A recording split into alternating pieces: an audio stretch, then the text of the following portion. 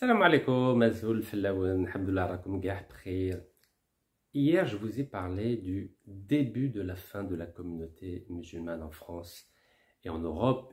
Et quand j'ai parlé de musulmans, évidemment, je parlais en priorité des Algériens, car en France, les Algériens représentent à peu près 40 à 50% des musulmans. Donc sachez, lorsque le président Macron ou le ministre de l'Intérieur, M. Retailleau, parle des musulmans, il vise très spécifiquement les Algériens, de la même façon que lorsqu'il parle des OQTF, c'est-à-dire les personnes qui sont frappées d'une obligation de quitter le territoire français, il parle évidemment, essentiellement des Algériens. Donc depuis 2015, j'ai tiré la sonnette d'alarme en disant attention, c'est le début de la fin de la présence des musulmans en France et en Europe. À l'époque, on m'a dit mais Rachid, tu exagères. Oui, j'exagère. Non, je n'exagère pas. N'oubliez pas que je suis né en France, j'ai vécu en France, j'ai été à l'école en France, j'ai travaillé en France, j'ai rencontré les plus hautes autorités politiques, économiques et financières de ce pays. J'ai publié un livre entretien avec les 7 chefs d'État du G7, dont le président français, feu Jacques Chirac. Bref, je connais assez bien la France. Donc le rapport choc sur les frères musulmans, qui a été publié par le ministre de l'Intérieur à la demande du président Emmanuel Macron, va dans le sens de la programmation par étape de l'expulsion de tous les musulmans de France, à commencer par les Algériens. Car vous savez, dans la presse algérienne, on avait tendance à dire que le problème finalement, c'est pas Retailleau, plutôt c'est pas Macron. Macron, il est gentil, il est poli, il a des mots doux pour l'Algérie. Non, non. L'État français a une ligne idéologique. Cette ligne idéologique, c'est défendre les intérêts de la France et défendre les intérêts de la laïcité française, qui est une nouvelle religion, à vrai dire. Et les Algériens, comme ils sont musulmans, bah, ça passe pas. Sauf si ils changent de prénom, ils mettent fin à leur religion musulmane, et là, peut-être, et encore, c'est pas sûr, hein. Je vous rappelle que un grand écrivain algérien qui est de la région de Kabylie, qui était d'une famille chrétienne, a été assassiné par l'État français. Donc, ne vous faites aucune illusion sur les intentions de l'État français. Donc, à la demande du président Macron, le ministre de l'Intérieur, M. Bruno Retailleau, a pondu ce texte de 76 pages, qui est un rapport choc, qui prépare l'opinion publique française à, petit à petit, exclure les musulmans de tous les postes de responsabilité, des institutions françaises, des associations françaises, des municipalités françaises. Bref, c'est un remake de ce qui s'est passé pour les Juifs de France pendant l'époque de la collaboration, c'est-à-dire entre 1940 et 1945. Nous allons revenir très vite. Donc ce rapport du ministre de l'Intérieur, M. Bruno Retailleau, qui parle des frères musulmans qui ne représentent que 7% des lieux de culte en France, mais surtout de l'islamisme politique. Très clairement, il pointe du doigt l'entrisme des musulmans dans le monde des institutions françaises et dans le monde des collectivités locales. Ça va de la mairie au département, en allant jusqu'à la région et jusqu'aux grandes institutions nationales françaises. En clair, la France aujourd'hui a décidé de pointer du doigt les musulmans qui vivent en France et qui sont entre 8 et 10 millions de personnes. Le danger pour l'État français, aujourd'hui en 2025 et pour les années à venir, ce sont les musulmans. Les frères, c'est juste pour amuser la galerie. C'est les musulmans, qu'ils soient laïcs, qu'ils fassent la prière, qu'ils fassent le ramadan. L'amalgame est total. Alors, vous savez que notre ami Bruno Retailleau, depuis qu'il est ministre, c'est-à-dire à peu près depuis 7 mois, il a décidé de mettre en place ce que lui appelle un rapport de force avec des réponses graduées avec l'Algérie. Donc l'Algérie, dans cette histoire, elle est victime. Notre pays a été utilisé pour la promotion politique de Bruno Retailleau afin qu'il devienne président de son parti, c'est-à-dire les Républicains, depuis le 18 mai dernier. Donc maintenant qu'il a réussi à devenir président de son parti, en utilisant la carte de l'Algérie, maintenant pour devenir président de la République, il va utiliser une autre carte qui est la même mais un peu plus importante en termes de surface politique et idéologique, c'est la carte islamique. Comme les Algériens sont musulmans, le tour est joué, n'est-ce pas? Alors, bien sûr, pour l'État français, il y a une différence entre les musulmans, c'est-à-dire qu'on peut être un musulman de nom, comme notre concitoyen, l'auteur algéro-français, que l'establishment politique, diplomatique, intellectuel et médiatique français adore. Pourquoi ils adorent ce monsieur? Car ce monsieur veut fermer toutes les mosquées en France. En clair, il dit clairement, je ne suis pas musulman. Ah ça plaît. Ça plaît à ses amis comme Xavier Driancourt. Ben oui, l'ancien ambassadeur de France en Algérie pendant 7 ans. Ah, pendant ces 7 années, il aimait beaucoup l'Algérie, il aimait beaucoup les musulmans, mais à partir du moment où il a perdu son poste d'ambassadeur, ben, il était au chômage, alors que ses deux anciens prédécesseurs, Bernard Rémier et Bernard Bajolet, eux sont devenus, après Alger, les patrons des services secrets français. Le pauvre Xavier Driancourt, il n'a pas eu de poste, ils l'ont envoyé à la retraite, alors il s'ennuyait. Alors il s'est dit, bon, il faut quand même que je capitalise par rapport à mon expérience, parce qu'en dehors d'avoir été consul en Australie et ambassadeur en Malaisie, il a une carrière diplomatique extrêmement pauvre. Alors il a décidé de se venger en utilisant sa connaissance, on va dire, limitée de l'Algérie pour en faire un tremplin politique comme notre ami Bruno Retailleau. Et il a décidé d'attaquer l'Algérie et maintenant l'islam. Et c'est pour ça qu'il adore cet auteur algéro-français, car cet auteur algéro-français ne supporte pas le vernis musulman qu'il y a en France ou en Algérie. Alors, vous savez, j'aimerais faire un petit rappel historique sur la présence de la France en Algérie. Vous savez qu'en octobre 1870, il y a eu ce qu'on appelle le décret Crémieux. Le décret Crémieux accordait la nationalité française à tous les Juifs d'Algérie. Vous savez, les Juifs d'Algérie, il y en a qui sont là depuis 1000 ans, 1500 ans, 2000 ans, 2500 ans. 2500 ans, ça correspond à la destruction de Jérusalem par Nabucodonosor. Et les Juifs, depuis cette époque-là, sont partis un peu partout, à la fois au Moyen-Orient, en Europe, en Afrique du Nord. Mais en 1870, notamment le 2 septembre 1870, vous savez que la France a perdu l'Alsace-Lorraine qui a été récupérée par les Allemands. L'Alsace-Lorraine donc, se trouve à la frontière entre la France et l'Allemagne. Ça correspond à peu près au Sahara occidental en termes de sources conflictuelles. Dans le cas du Sahara occidental, c'est entre le Maroc et l'Algérie. Dans le cas de l'Alsace-Lorraine, c'est entre l'Allemagne et la France. Donc il y avait beaucoup de Juifs en Alsace-Lorraine. Donc lorsque l'Allemagne a récupéré l'Alsace-Lorraine, évidemment, les Juifs de France, en tout cas d'Alsace-Lorraine, ont fui cette région et pour beaucoup, autour de 35 000 d'entre eux, donc 35 000 Juifs, sont venus en Algérie, qui était l'Eldorado, l'Algérie, vous savez, à l'époque. Et ça va déplaire à nos amis pieds noirs. Une grande partie des pieds noirs d'Algérie étaient des délinquants en France. Et oui, ils avaient des problèmes avec la justice, ils avaient été emprisonnés, ou alors ils avaient des problèmes avec les impôts, ou des problèmes de couple, de divorce. Bref, il y avait énormément de délinquants, en clair, des personnes peu recommandables. Donc les colons d'Algérie, une bonne partie des colons d'Algérie, étaient des Français qui avaient fait, pour être gentils, beaucoup de bêtises en France.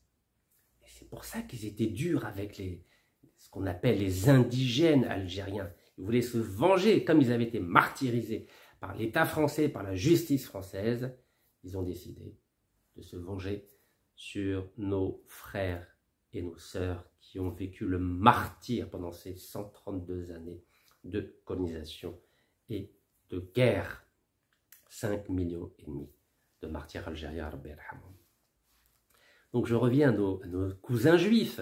Donc lorsque, en octobre 1870, l'État français, par le biais du ministre de la Justice française, le nouveau ministre d'un gouvernement provisoire, je tiens à le rappeler, donc Adolphe El Crémieux, il a accordé la nationalité française à tous les juifs de France, mais il y avait une condition, c'était qu'ils mettent fin à leur affiliation au statut personnel. Ça veut dire quoi?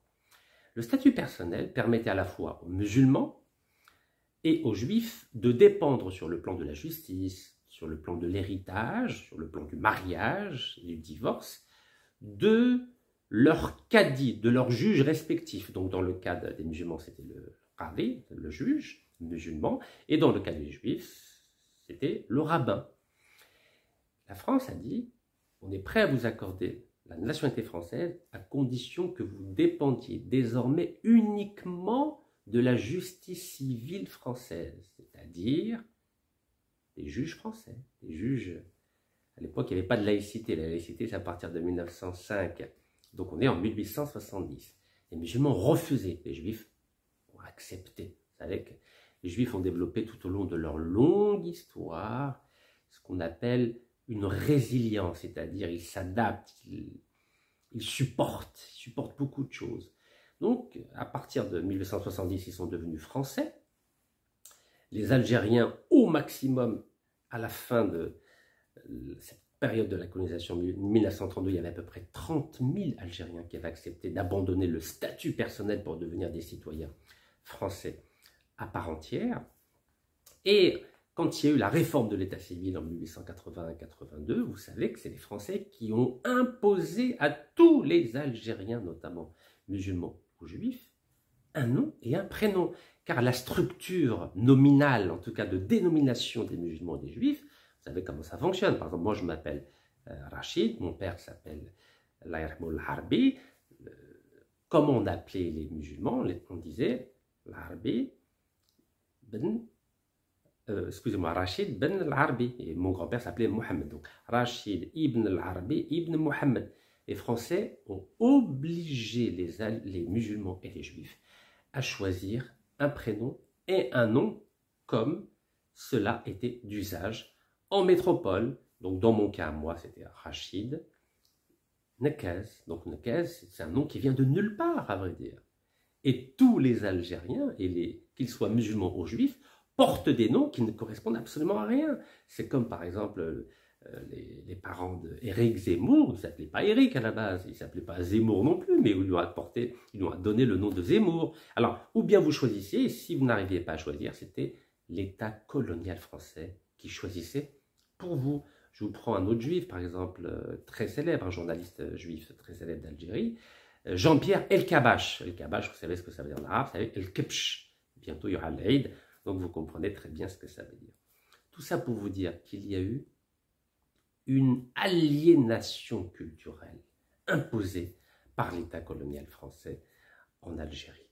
Et vous savez aussi qu'il y avait très peu d'écoles. En 1830, 90% des Algériens et des Algériennes savaient lire et écrire, notamment grâce aux écoles coraniques. En 1962, 90% des Algériens et des Algériennes ne savaient ni lire ni écrire.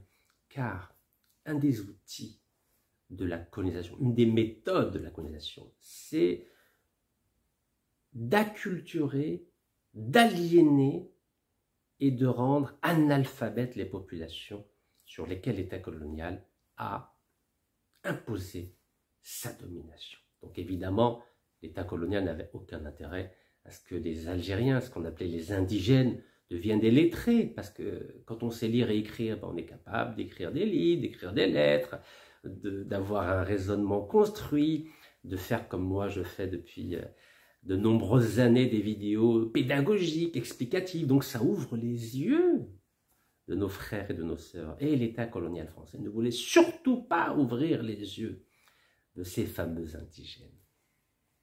Alors j'arrive au sujet.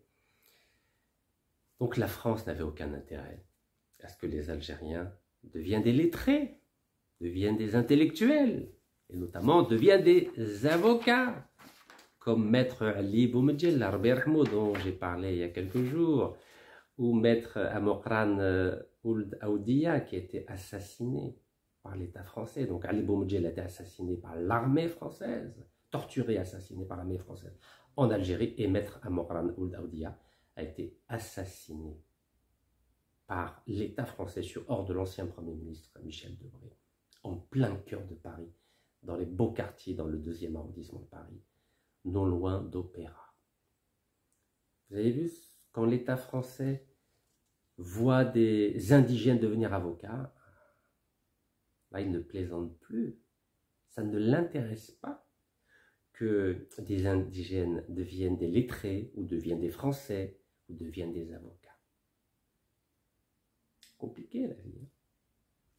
Alors je reviens 2 secondes sur cette idée de nationalité qui a été accordée aux Juifs de France et à 30 000 musulmans, plutôt des Juifs d'Algérie à 30 000 musulmans d'Algérie. Pour mériter la nationalité française, et là je vais vous faire le lien, il fallait quelque part ne plus dépendre de la religion musulmane, un peu comme cet auteur algéro-français.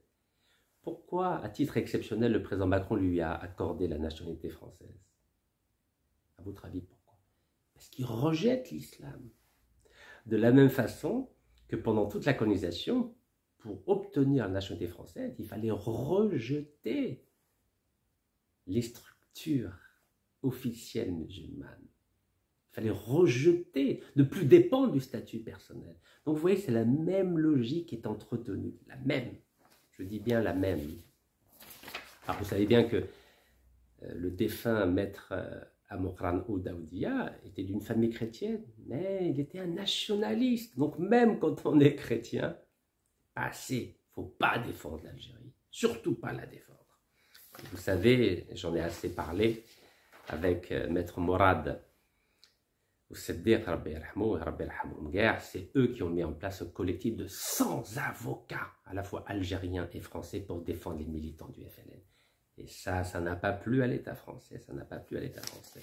Ça n'a pas plu au Premier ministre de l'époque, Michel Debré, ici, avec le fondateur de l'État d'Israël, David Ben Gourion.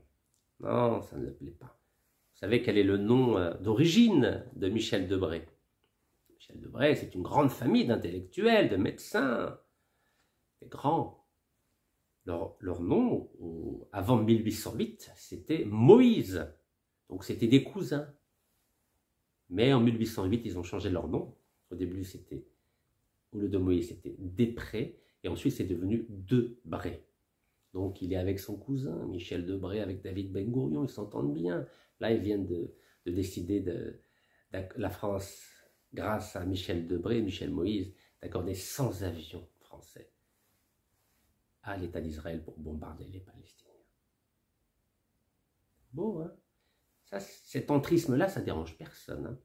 L'entrisme des Juifs aux plus hautes instances politiques du pays, ça ne dérange personne. Mais quand des musulmans deviennent maire ou maire adjoint, alors là, ça les embête. Alors, je reviens à l'école. Vous avez compris que l'école, c'est la base de toute conscience politique. Et lorsque l'État français a vu qu'une école musulmane, en l'occurrence le lycée Averroès de Lille, vous savez que ce lycée Averroès, à Lille, donc au nord de la France, à 200 km au nord de la France, a des résultats exceptionnels au bac. 100%, est-ce que vous imaginez? 100%. Vous imaginez des indigènes, des anciens indigènes qui ont 100% de résultats au bac. Ah, attention, ça devient dangereux. Ouh là là, ils vont devenir comme Maître Ali Boumedjel, ou Maître... où est-ce qu'il est? Ou alors Maître Morad Ousseddir, qui était un ténor au barreau de Paris. Je tiens à le rappeler. Hein. Maître Morad Ousseddir, qui était un ténor au barreau de Paris avec ici Jacques Vergès, le grand Jacques Vergès. Vous imaginez? C'était le même niveau, vous imaginez? Alors, Imaginez, Maître Amokran Oudia, avec Maître Ali Boumedjah, vous imaginez, le lycée Averroès de Lille peut former des grands avocats comme Maître Ali Boumedjah ou Maître Amokran Oudia. Mais c'est pas possible, il faut arrêter ça, il faut arrêter. Alors, vous savez que ce lycée a été en contrat avec la région Nord depuis 2008, c'est-à-dire qu'ils bénéficiaient de subventions. Mais comme ils ont vu, comme la région, comme la préfecture du Nord, comme l'État français a vu que ce lycée était un lycée d'excellence, ils se sont dit, oh là là, il faut arrêter ça tout de suite, il faut arrêter ça, il faut arrêter de soutenir, et c'est la raison pour laquelle en décembre 2023, le préfet du Nord avait décidé de mettre fin au contrat qui liait le lycée musulman à l'État. Vous voyez? Oui, il ne faut surtout pas que les musulmans deviennent des ténors, voyons. Ils peuvent devenir maires, avocats, architectes, ingénieurs, et pourquoi pas ministres et présidents. Ah, non, attention, c'est très très dangereux. Alors l'État français a fait la même chose en janvier 2025 avec le groupe scolaire musulman Al-Kindi. Kindi, c'est un grand philosophe, vous savez, un grand philosophe musulman. Donc près de Lyon, à Dessines. Donc c'était le 10 janvier 2025. Voilà, l'État a décidé de mettre fin au contrat qui liait ce groupe scolaire musulman Al-Kindi avec l'État. Voilà. Non, il ne faut surtout pas, attention. Donc à Lille, Averroès, et à Lyon, Al-Kindi.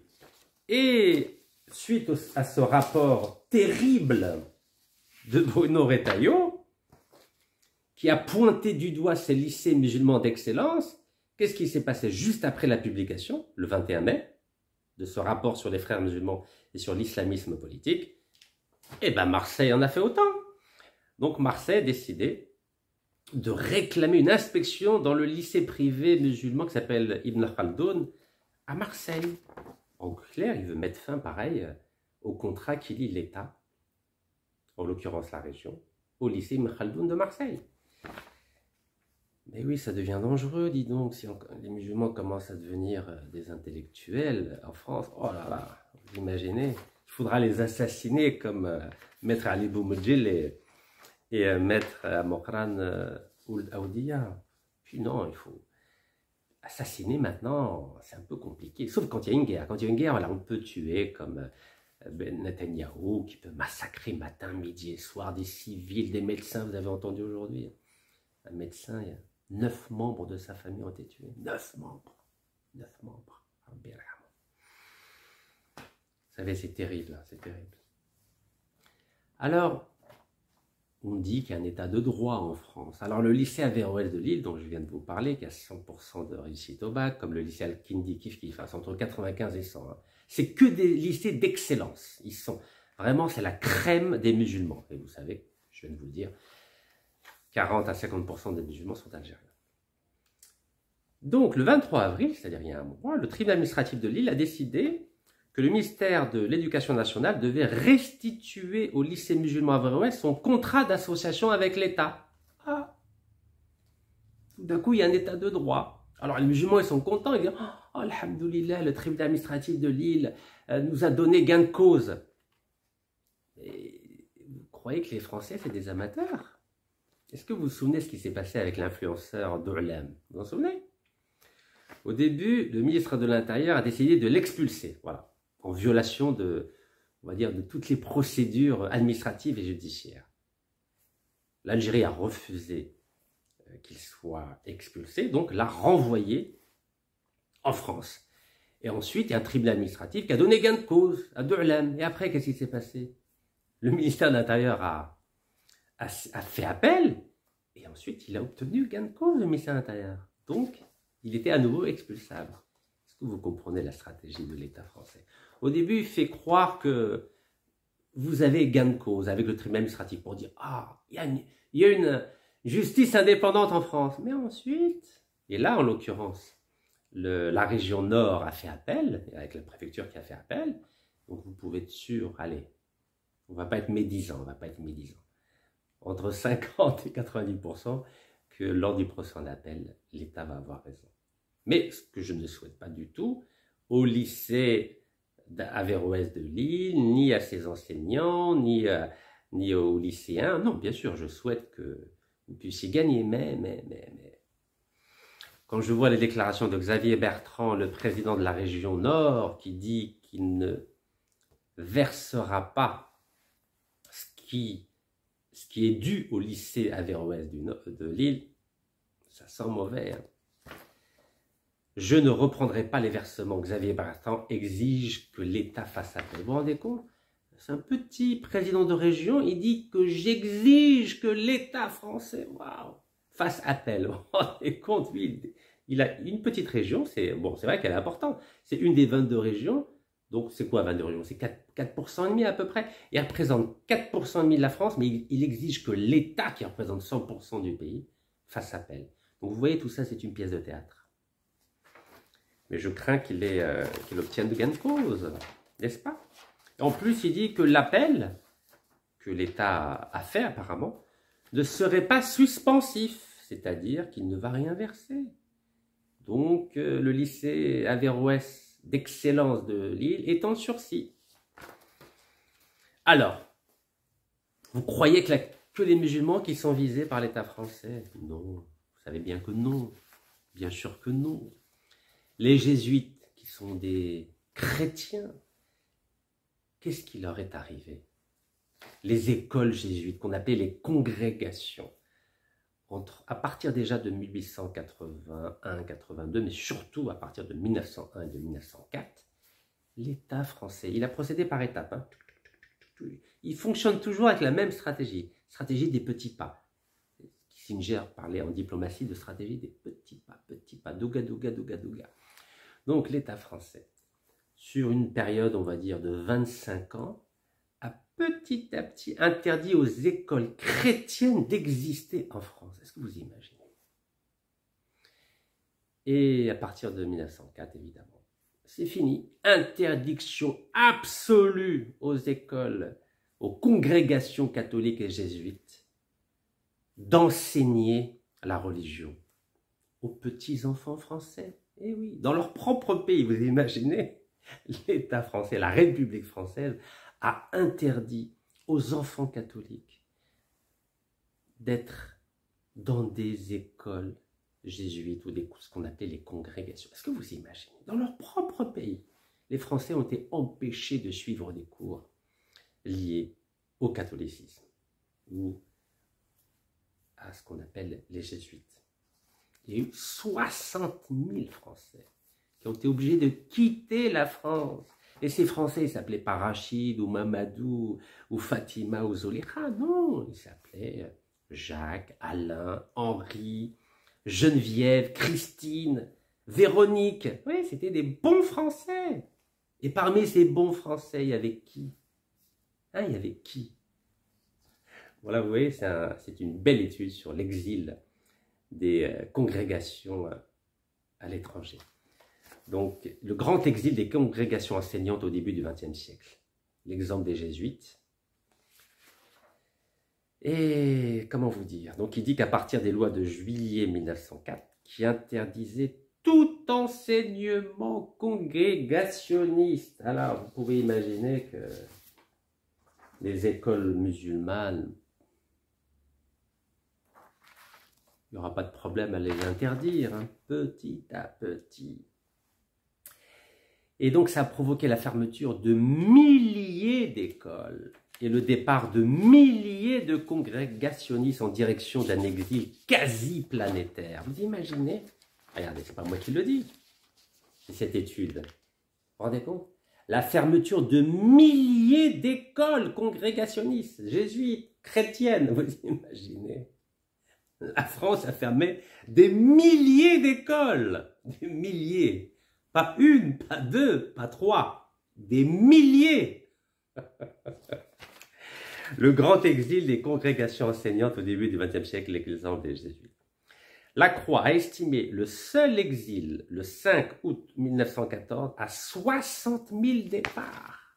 Rien qu'en 14, hein, août 14, 60 000 départs à l'étranger, vous imaginez?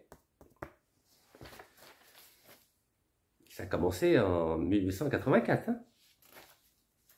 Alors, ils ont donné quelques chiffres.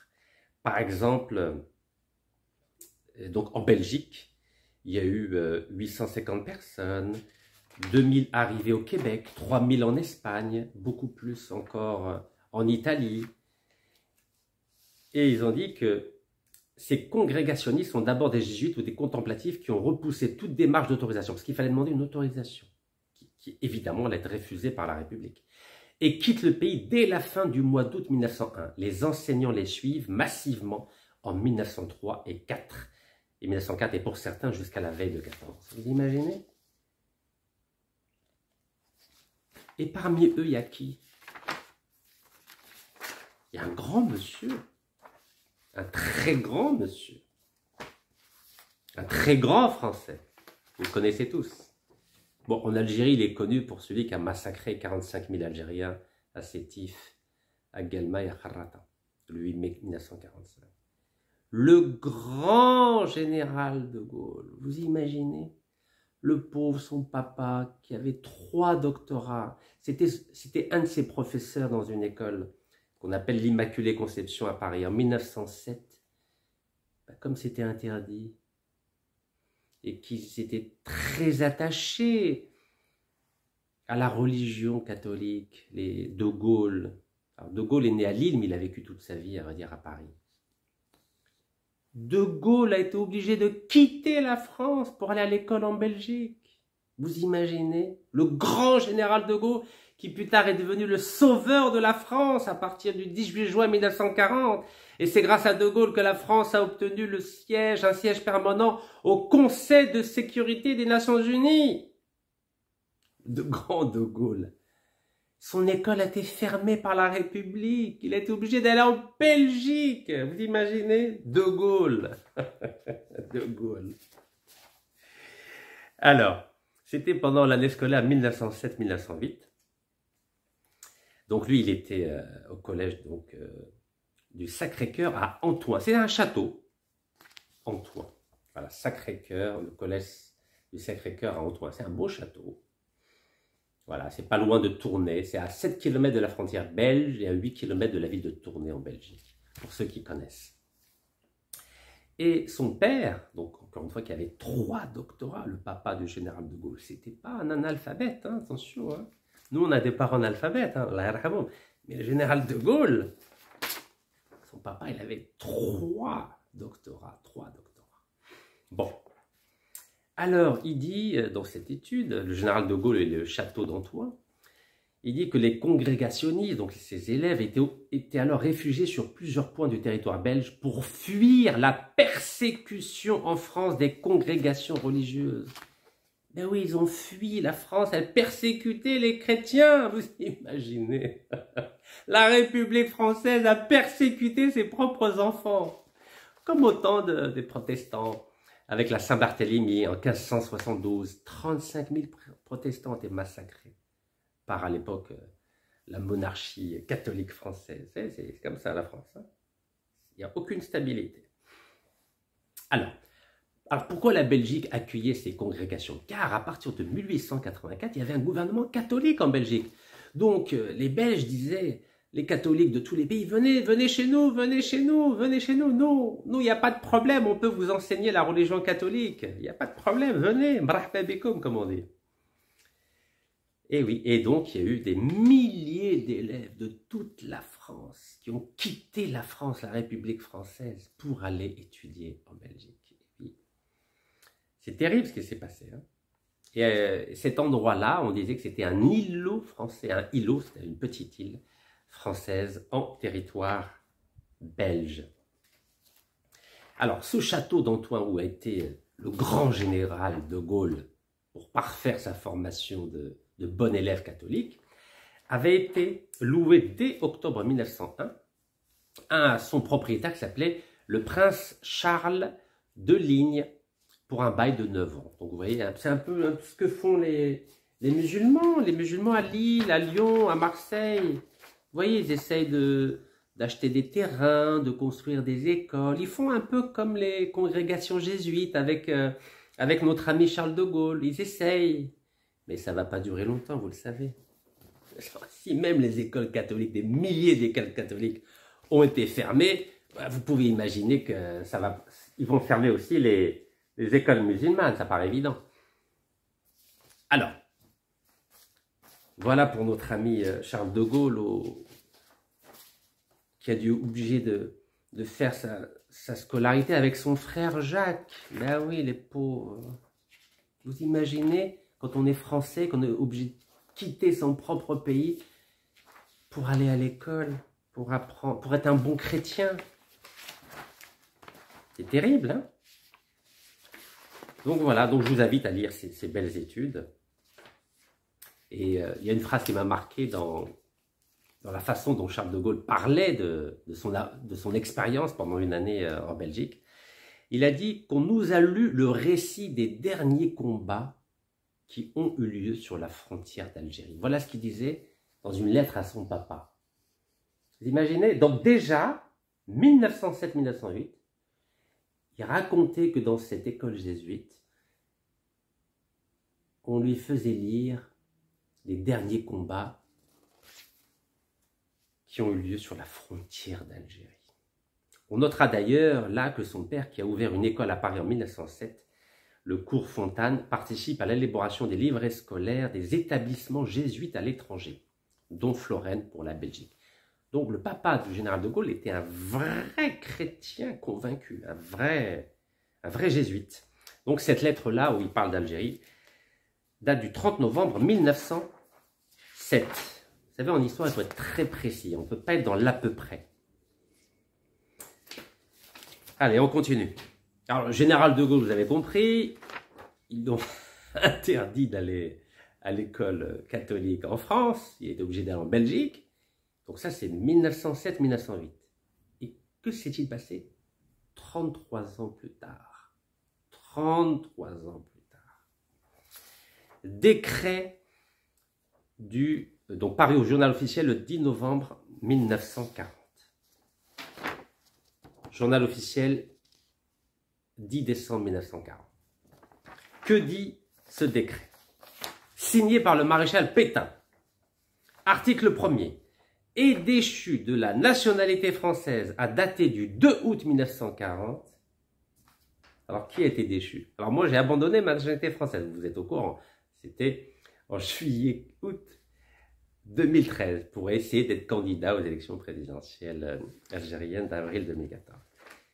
Alors, qui a été déchu de la nationalité française à dater du 2 août 1940? C'est lui, le général de Gaulle. Vous imaginez, en 1907, il est obligé de quitter la France pour aller à l'école en Belgique, parce qu'on ne veut pas qu'il ait un enseignement religieux catholique.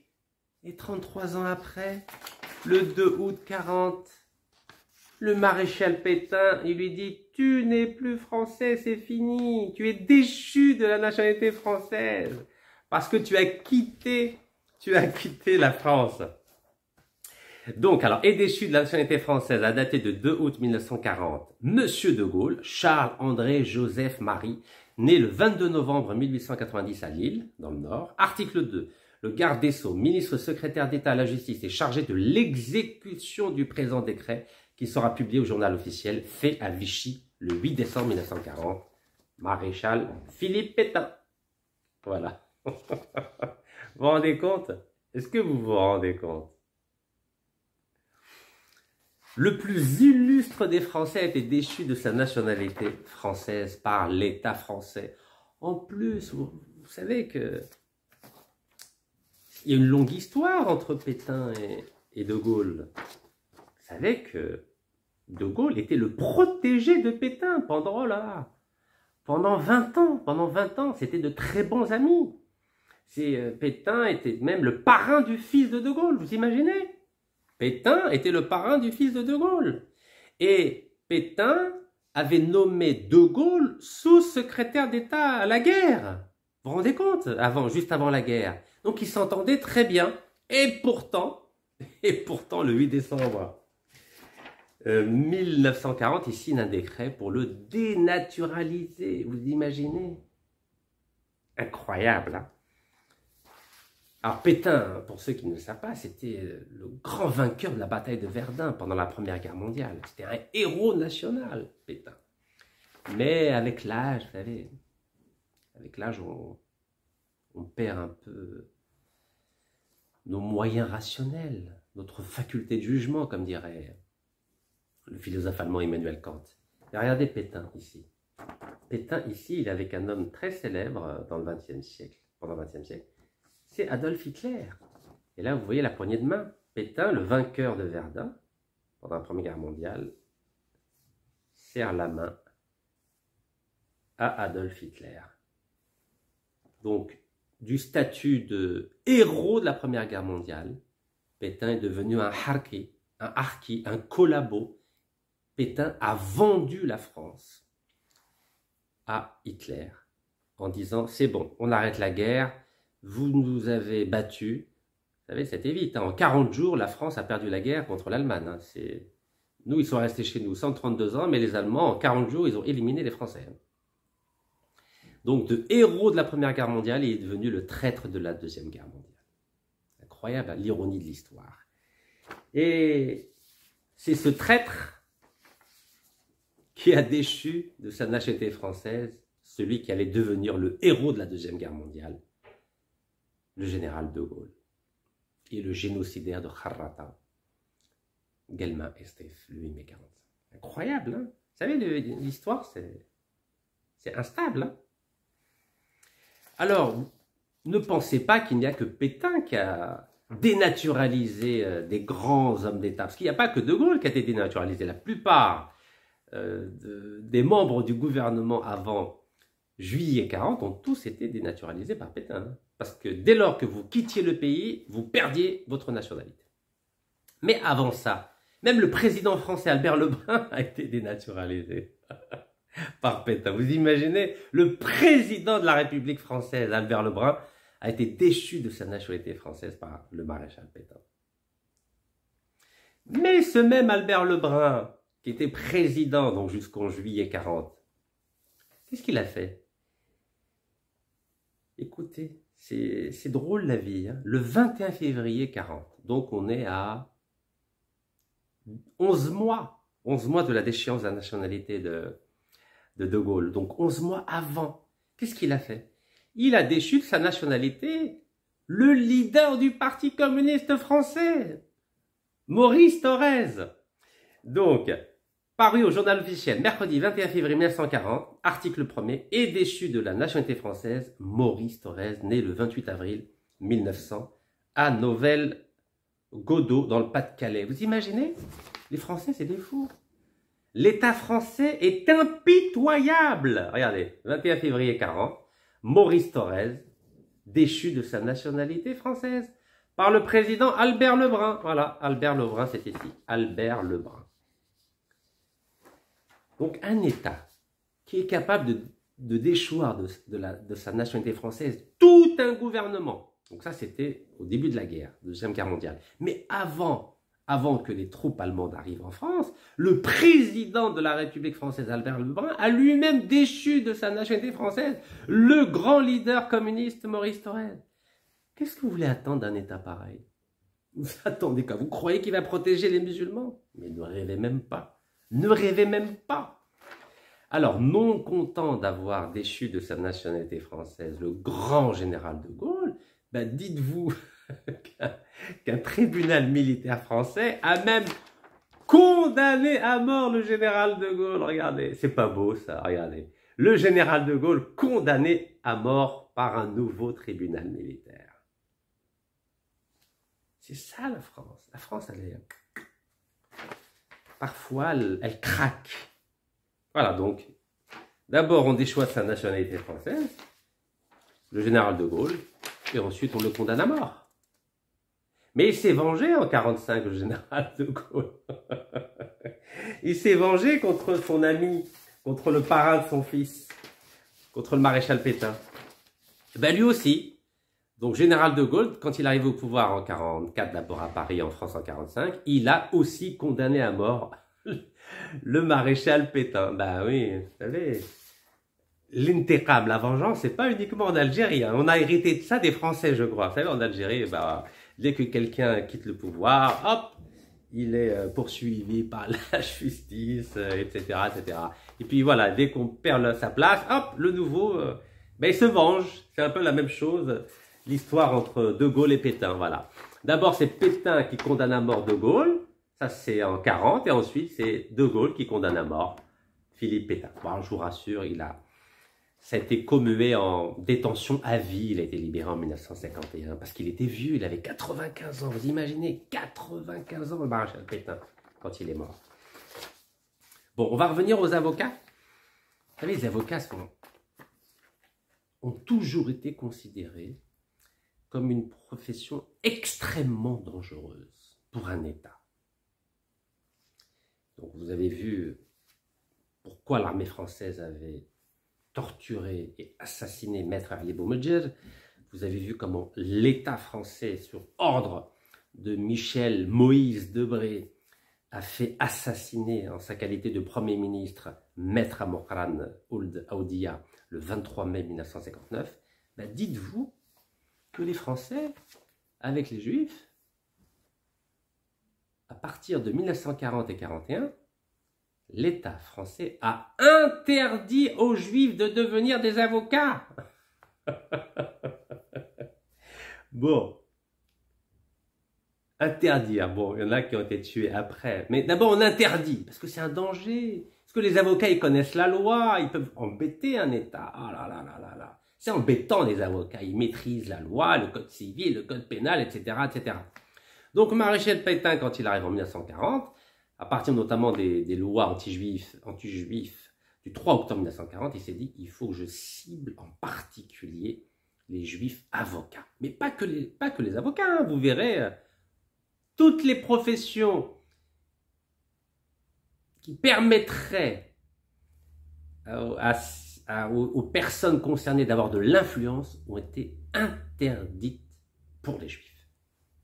Donc, parlons des avocats. La loi du 10 septembre 1940 et son application par le barreau de Paris. Ben oui, parce que le barreau de Paris, par le biais de son bâtonnier, vous savez, il y avait un bâtonnier à Paris, très efficace, hein. Il s'est dit, oh là là, il s'appelait, comment s'appelle-t-il déjà? Notre grand bâtonnier. Alors, Jacques Charpentier, grand bâtonnier. Qu'est-ce qu'il a dit? Le bâtonnier Charpentier, à la fin des années 30, avec l'aide du doyen Georges Ripert, qui deviendra ensuite secrétaire d'État à l'instruction publique et à la jeunesse, ont préparé en amont et ont envoyé à la chancellerie, c'est-à-dire au ministère de la Justice, un projet de réforme de la réglementation relative au barreau, dont l'une des propositions visait à exclure du barreau de Paris, écoutez-moi bien, les avocats qui ne sont pas nés de parents français. Vous imaginez? Les avocats qui ne sont pas nés de parents français, c'est ici. Voilà. Donc, dès les années 30, hein, attendez, ça commence avant la guerre. Hein. Donc, vous imaginez le bâtonnier avec le doyen. Le bâtonnier de Paris a dit, il faut exclure les avocats dont les parents ne sont pas français. Incroyable, là. Donc, sauf pour les anciens combattants, un peu les harkis de l'époque. C'est beau, c'est pas beau? Eh oui, c'est ça la France. Attention, ne vous faites pas d'illusions. Il y a toujours deux facettes. Hein. Je n'insisterai jamais assez sur cette différence. La République française, elle est belle. C'est la République des Lumières, de l'État de droit, de la démocratie, de la liberté, de l'égalité, de la fraternité.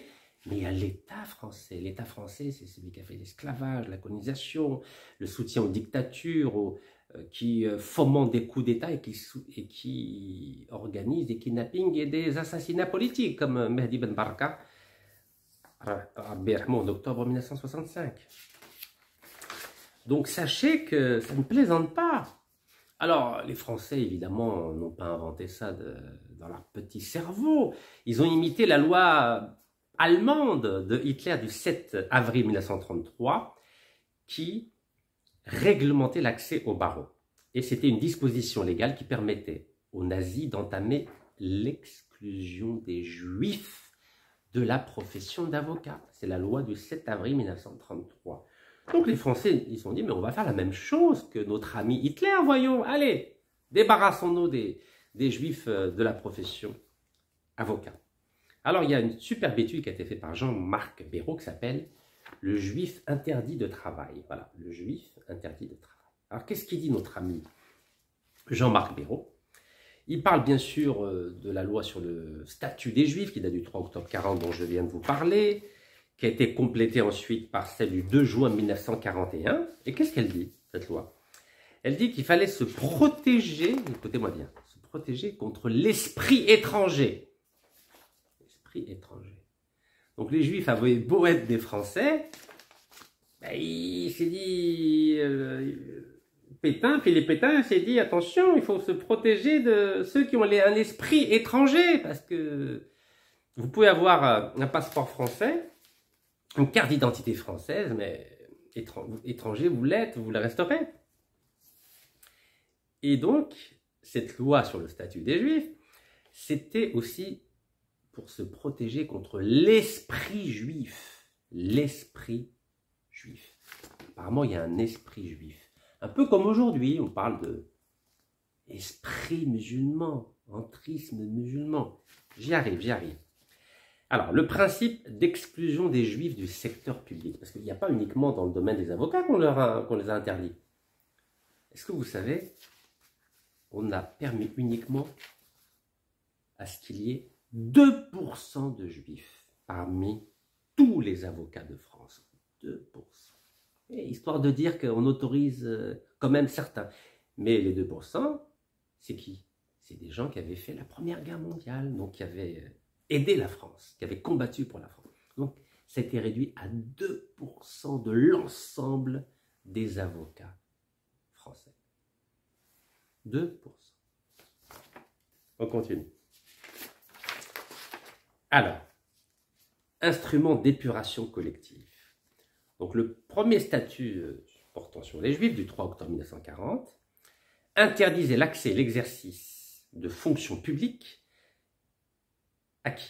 Deux petits points. Le Conseil d'État en avait déduit que seules les fonctions de nature à conférer une influence ou une autorité quelconque se trouvaient visées et qu'en particulier la pratique d'un métier exclusivement manuel ne constituait pas en principe l'exercice d'une fonction publique. En clair, on autorisait les Juifs à exercer n'importe quelle fonction manuelle, c'est-à-dire ouvrier, boulanger, pâtissier, boucher. Ça, c'est pas dangereux, ça. Ah, il peut y avoir autant de boulangers, de pâtissiers, ça, c'est pas gênant.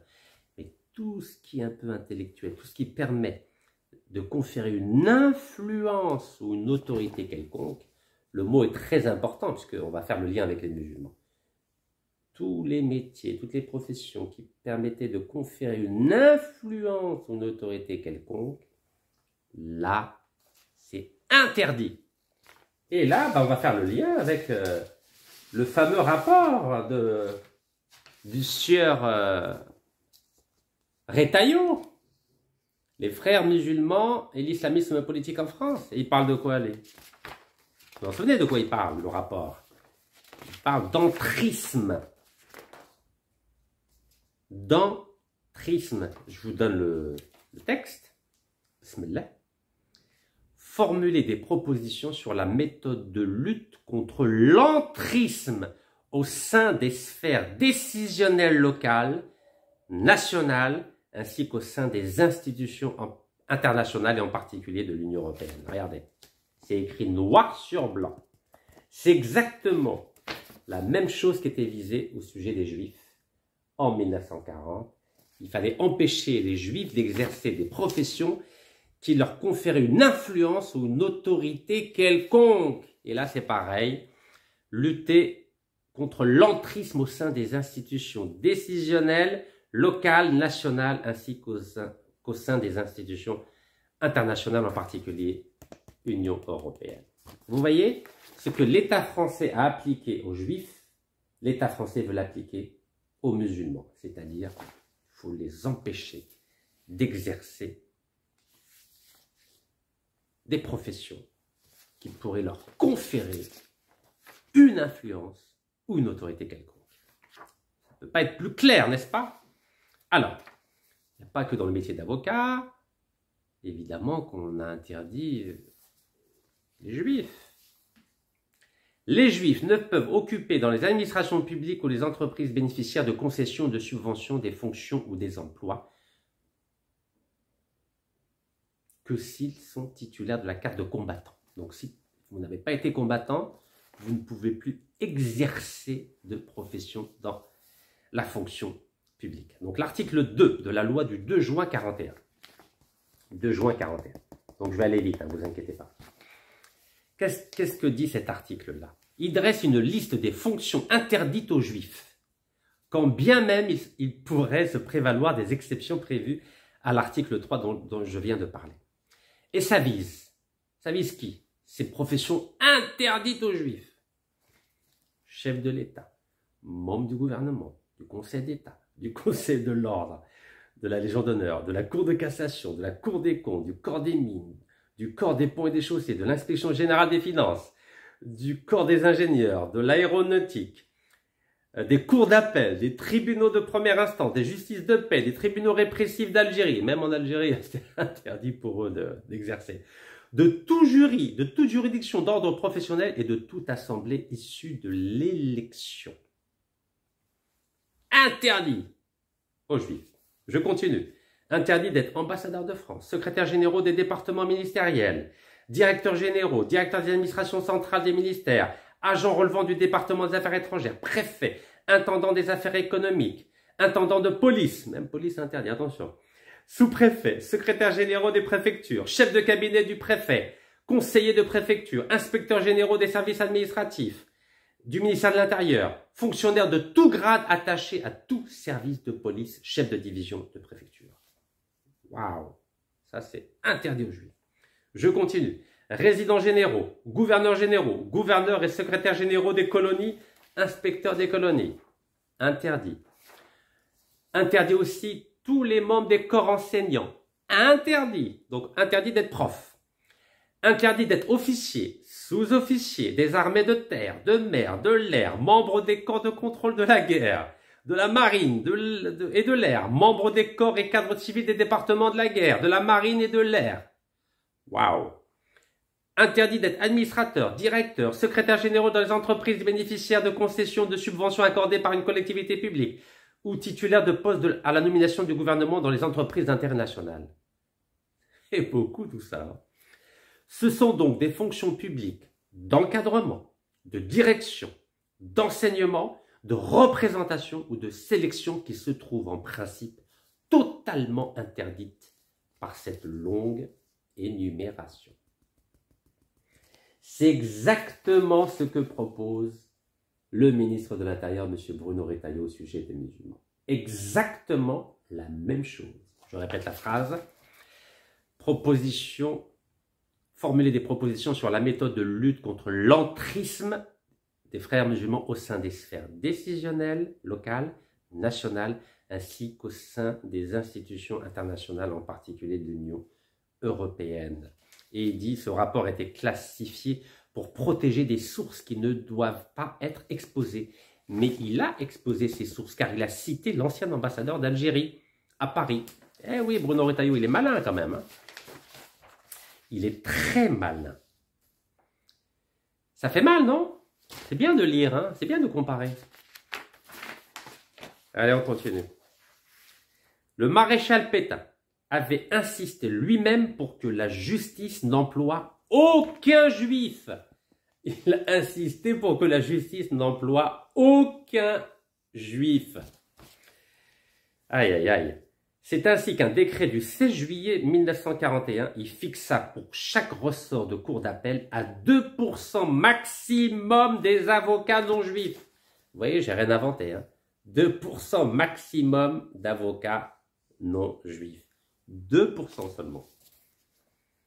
Ça fait mal, hein? On continue. Alors, il n'y a pas que tous ces métiers qui sont interdits. Écoutez encore. Secteur médical fut aussi touché. Donc, médecin, infirmier, wello. Donc, Le modèle des quotas, le taux de 2% et la limitation en nombre au 25 juin 1940 furent appliqués aux médecins par décret du 11 août 1941. Donc, il n'y avait que 2% de juifs, plutôt, il n'y avait que 2% des médecins qui pouvaient être juifs. C'est tout, c'est un quota, 2%. Vous savez combien d'urgentistes algériens, marocains, tunisiens, etc. dans les hôpitaux français? Je crois que ça doit être 60-70%. Donc, avec Bruno Retailleau, qui apparemment semble s'inspirer des lois anti-juifs de Pétain, bah, ça va être limité à 2%. Donc préparez-vous mes chers compatriotes algériens, que 2% seulement. Allez, on continue. Pareil pour les pharmaciens, 2%. Sages-femmes, 2%. Profession dentaire, 2%. Les architectes, 2%. C'était le décret du 24 septembre 1941. Et les étudiants juifs, là il était gentil Pétain, 3%. Donc les étudiants juifs, il y avait un quota maximum qui fut fixé à 3% maximum des étudiants non juifs. Voilà, 3%. Vous imaginez à combien d'étudiants musulmans à Villetaneuse, à Saint-Denis, à Lyon, à Toulouse, etc., ou à Marseille. Ça va être limité à 3%, hein, si Bruno Retailleau s'inspire des lois anti-juifs de Pétain. Alors, il n'y a pas que ça, on continue. Les juifs se voyaient interdire l'accès aux professions de banquier. Interdiction d'être banquier. Ouh là là, ça va être dur ça. Bon, il n'y a pas beaucoup de banquiers musulmans. De changeurs, c'est-à-dire ceux qui font le change de devises. De démarcheurs, intermédiaires dans les bourses de valeur ou dans les bourses de commerce. Interdit d'être agent de publicité. Interdit d'être agent immobilier. Interdit d'être marchand de biens, courtier, commissionnaire. Pareil pour les médias. L'article 5 de la loi du 2 juin 41, il interdit les professions d'éditeurs, directeurs, gérants, administrateurs, rédacteurs et même correspondants locaux de journaux interdits. On continue. Ainsi, la totalité de la presse se trouvait fermée aux Juifs. La totalité de la presse se trouvait fermée.